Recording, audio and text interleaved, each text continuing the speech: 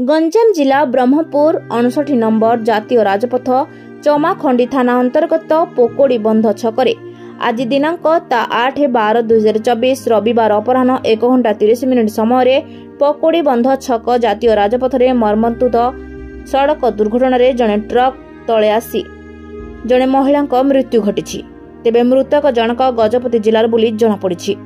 सूचना अनुसार महिला स्वामी एवं 12 वर्षर पुओ एक स्कूटी जोगे गोपालपुर बुलिबाकु जाउथिबा बेले रविवार अपराह्न 1 घंटा 30 मिनिट समय पकोड़ी बंध छक जातीय राजपथ में भारसाम्य हराई ट्रक सहित धक्का हो जाइथिला। फल महिला जनक ट्रक पछ चका तले पड़ी जाइथिबा बेले घटनास्थल रे ही तांकर मृत्यु घटिथिला।